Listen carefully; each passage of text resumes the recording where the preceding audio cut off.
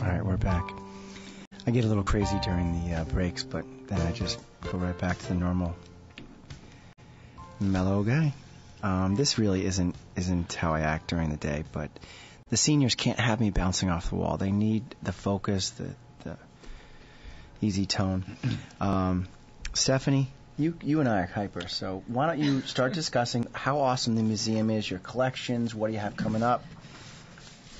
All right, well, we're an art and history museum, so we've got artifacts from, again, mostly Connecticut. We're starting to build that American base. And it has to do mostly with the Naugatuck Valley and telling the story of Waterbury's history and the surrounding region. A lot of it manufacturing-based, as you know, a lot of different kinds of manufacturing done in Waterbury.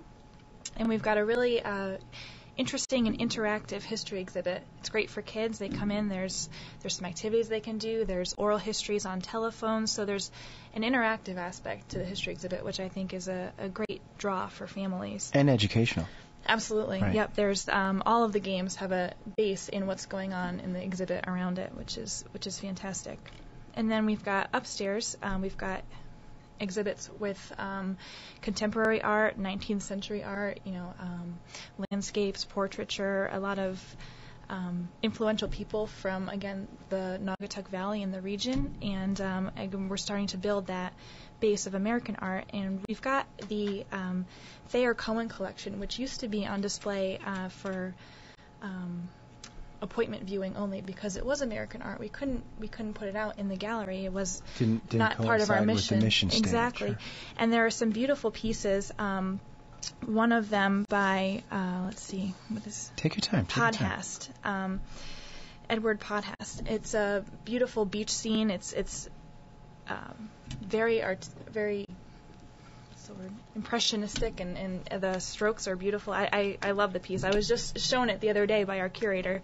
So there's a lot of really interesting, exciting things going on. We're updating our 19th century gallery. Bob came in and we picked out a new color for the 19th century gallery. I saw it yesterday. It's phenomenal. What's the color, Bob? It's called Fiery Opal. Fiery Opal. Isn't that great? I think that's fantastic. It was like a dark teal green. It was a very pale green actually before. It was So we deinstalled the collections. We've completed the repainting of the gallery, and now we're reinstalling 19th century paintings and adding these paintings that have been in a separate room all these years. So it's a lot more paintings on the wall.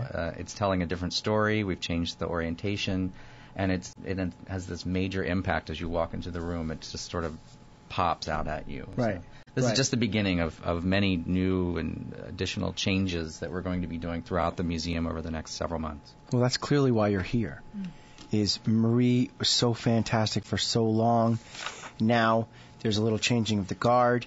What do you have in store for your up and coming year at the museum and getting out into the community, and what do you have planned for yourself? Well, it's week 4. I've just started working at the museum, and I've actually already met a lot of people in Waterbury. It's wonderful for me to be in Waterbury because it reminds me a lot of, on a larger scale, the small town in West Virginia that I grew up in, which was also a manufacturing town. Most people think they only dig coal in West Virginia, but we actually had many factories in my town, and my father actually worked in a factory his whole life. And like this area, many of those factories have gotten smaller. But the other interesting fact is that in West Virginia we have lots of hills, just like right here in Waterbury, and so all of the houses are up a hill, built on a hill. So when I walk through the city, I sort of have this flashback of my childhood, and everyone that I meet, I have this feeling like I've met them before, and it's because it is such an incredibly friendly and open and supportive community where everyone wants to help and work together on making Waterbury even better than it is today. I believe it was Fairmont, West Virginia. It is Fairmont, West Virginia, the home of Mary Lou Retton, the Olympic gold medalist. Right on. Yeah, I actually went to school with her sister. She left when she was very young, but Sherry Retton and I went to school my whole life together. So obviously you didn't just pop on the scene. How was the process of getting you here? How did you get recruited? What was the hiring process? The museum actually went through a national search looking for a new director. They hired a national museum search firm, Marilyn Hoffman Associates, out of New Hampshire, I believe, yeah. right. And she's actually placed a lot of directors and senior curators in New England and in other places throughout the country, but mostly with a New England focus. And they actually pursued me as a candidate, and so I looked at the distance from where I was living right now and the collections, and it's a fascinating story because I just went to your website and the very first thing that popped up, and it doesn't actually do this anymore, so I'm not quite sure why it happened that day, was your Frederick Church painting of the icebergs, which we had at Olana had just done an exhibit about Church's paintings of the icebergs, because the day that he unveiled his masterwork, the icebergs, that's now in the Dallas Art Museum collection in New York City in 1861, was 12 days after the beginning of the Civil War. And in response to that, Church changed the title of his painting from the icebergs to the North to show his support of the Union armies, and he actually gave a portion of the 25 cents people paid to come see the painting to the Women and Children's Fund of the Northern fight, and then he created other paintings that were related to it, sent it on a tour, made a lot of money for the Northern soldiers. But it was really interesting to me. The very first experience I had at the Mattituck Museum was a Frederick Church painting that popped up in front of me, so it felt like fate. Yeah? Yeah. Right on, or whatever it took. Kathy Smith, the president of the museum board of directors, she was involved really hands-on. I went to one of the meetings, and I wasn't lucky enough to see your interview, but there was Stephanie. Why don't you tell us about the other candidates that we interviewed? No names for anything, but how did we come to decide that it was Bob was our leader? Well, we had a really dedicated search committee. Again, Marilyn Hoffman, sure. Mary Rosengrant, and Hiram Upson, along with Kathy Smith and a few others, were instrumental in really putting together who they felt would bring the museum into the its next evolution. And we met with two candidates that they felt really strongly would be good for the museum and really what we needed at the time. And Bob was one, and we had another woman come in, and she gave a presentation. Again, a very, very strong candidate, but it just seemed everyone had a strong liking of Bob. Everyone kept saying it was a more natural fit. It was a more natural exactly. fit. I now see what they were saying. Towards him. I was there for the other woman's interview, and we kept asking, well, why are you leaving? And with Bob, he was leaving to better. He kept having a right answer. Like, I'm going to be here to grow it. What are your goals, and what are you here to do with the museum? Sure. I am here to help the board realize their vision. The expansion of the mission includes the expansion of the programming at the museum and really getting the name of the Mattituck Museum out there in the world. Some of the things that we hope to do over the next several years is grow our endowment so that we have our safety net to ensure that the museum is open and operating at its full capacity and available to our visitors. Creating new exhibitions that we send out on the road to other museums so that the name Mattituck Museum means something to people in Michigan and Iowa and Arizona.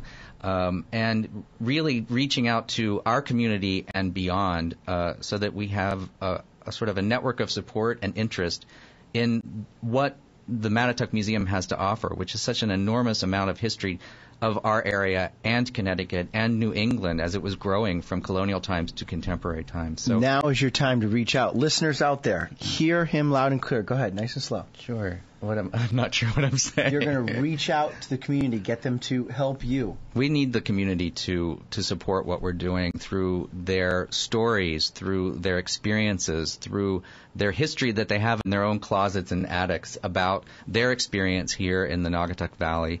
That old box of photographs or that old item that your father gave you that he made at the brass factory, consider giving it to the museum. Donating. Donating it to the museum means that it'll be there and available for future generations to enjoy it as much as you have. So we're always open to those ideas. And please bring us your ideas. What would you like to hear? What would you like to see? What would you like for us to present in the museum? We have a great, strong commitment to our community. We want to expand that beyond our community to tell the stories that you would like to see. Right on. The charitable gifting of life insurance. If you're out there and you need to transfer some of your wealth, it's very important to consider your museum. Wealth transfer strategies help ensure your estate will be distributed the way you choose. So one of the ways that museums grow their endowment is through you leaving the museum as a beneficiary. One, you can put it into a charitable trust, which I'm not an estate planner and I should never pretend to be. I'm an insurance agent. Talk to an attorney. But honestly, I've seen it happen right in front of me. It's paperwork. It's you sign here, irrevocable life insurance trust, ILIT. So you have your estate in an ILIT, irrevocable life insurance trust. You've got a very good business. Your children are doing well. They've moved on. They're now in their late 30s, kicking butt and running companies. And you think, well, maybe I should drop my life insurance policy. It's costing me $6,000 to $7,000 or $10,000 every year. My kids have plenty of money. You can put that into a trust. Use it as a write-off now by gifting the life insurance proceeds to the museum. The museum, therefore, endorses the check back over to your trustee. Your trustee pays for policies with gifted money, all perfectly legal, and you leave a beautiful endowment with your name in the trust of so-and-so. You leave it to the Mattituck Museum. This is a form of life insurance. If you are someone who can't afford this, fine. Come join the museum. Be a member. What's a due for a senior, Stephanie? What's the dues? $25 a year. Come on. No, absolutely. 5 cups of coffee at an expensive coffee shop. For you smokers out there, 3 packs of cigarettes. Seniors, you shouldn't be smoking. Let me pick on. For you thrifty, what's that show? I'm sure you've all done it. It's that Home Shopping Network. One less piece of plastic junk for your spoiled brat grandchildren who don't even enjoy it. Do something for yourself. Join the museum. Get involved. You make friends. Walk me through a typical scenario, how someone would go about doing this. They would just come down, visit, of course. Mm-hmm. If you visit and don't join, at least be kind enough to put something in the glass box. Nonprofits live on donations. I'll go over more life insurance later. Let Stephanie just plug some of the items she's got coming up. Go ahead. We've got. We were talking to the caller earlier from Naugatuck Senior Center about bringing groups of seniors down, and we've actually got a Lunch and Learn series coming up. There's 3 different dates. Okay, nice and slow, so my seniors can get a pen and write this down. All right, everyone, pay attention. This is going to happen. If you're going to have to pool yourself or drive yourself, for now, we understand that. That's no problem. We have very adequate parking. Free parking, by the way. Absolutely, right at the museum. At least 25 spots. I mean, I've parked there myself. Oh, yeah. There's adequate parking. And we also share the parking lot with the Y, used to be called the YMCA, but the Greater Waterbury Y right across the street, with a guard at the parking. So don't let anything hesitate you. She's got great events to talk about. Go grab a pen so you can be part of this. Go ahead. Yeah, handicap accessible. I mean, it's a. Of course. Yep. Well lit. Come right in. Video cameras. That's right. Yeah, that's my seniors worry about those things. No, we do. And I hear you out there saying, don't put it off. Think about it. Do it. Let's get these dates and get on down. Yep. We've got 3 different lectures coming up by 3 different lecturers from the museum, and they all center around the upcoming Venice exhibit, which is coming in early May. So the first lecture by Mark Chabot is on May 30th. The second by Judy Coleus, who is a very sought-after Ali lecturer. She's a huge following, on June 6th. And then we've got Nunzio De Philippis coming on June 13th. And again, those are all on the Venice exhibit, different aspects of what we have on display. Right. Nunzio De Philippis is actually going to take us on a tour through Venice through a PowerPoint presentation. So if you've never been to Venice, or if you have and you want to see it again, this is your opportunity to experience that with Nunzio. Absolutely. And those are 11:30 to 12:30, and we've got the phenomenal cafe downstairs in the museum, so you can place your order ahead of time, go and sit and enjoy the lecture, and your lunch will be ready for you when you're done. Right.